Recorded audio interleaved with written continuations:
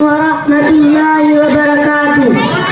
الحمد لله رب العالمين والصلاة والسلام على خير خلقه محمد وعلى آله وأصحابه أجمعين.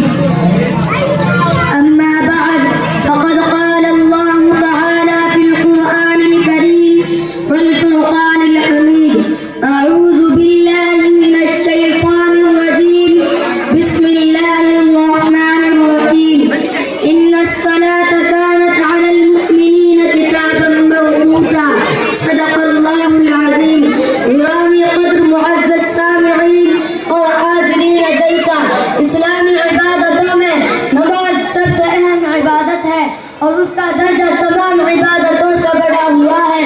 قرآن کریم میں جا بجا نماز قائم کرنے کا حکم دیا گیا ہے اور حضرت رسول مقبول صلی اللہ علیہ وسلم نے بے شمار حدیثوں میں نماز کی بار بار تاکید کی ہے اور اس کے چھوڑنے پر سخت وعید ارشاد فرمائی ہے.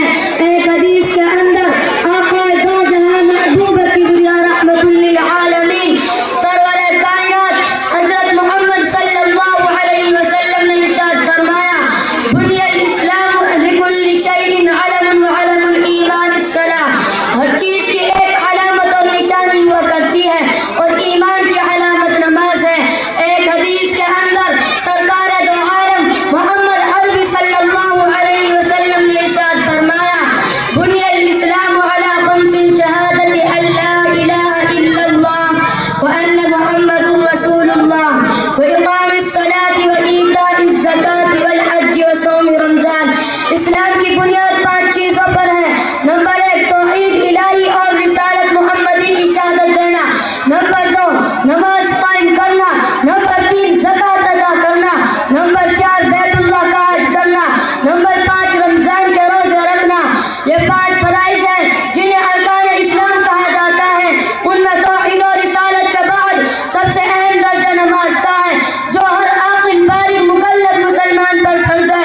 مسلمان بھائیوں، نماز کی اہمیت کا اندازہ اس بات سے لگائیے کہ تمام عبادتیں اللہ تعالیٰ نے حضرت جبرائیل علیہ السلام کے واسطے فرض پر نازل فرمائی، مگر نماز کی اتنی اہم عبادت ہے کہ اس کی فرضیت کے لیے اللہ تعالیٰ نے اپنے حبیب پاک صلی اللہ علیہ وسلم کو اپنے پاس عرش پر بلا کر یہ عظیم تحفہ آپ صلی اللہ علیہ وسلم کو اور آپ صلی اللہ علیہ وسلم کی امت کو عطا کیا.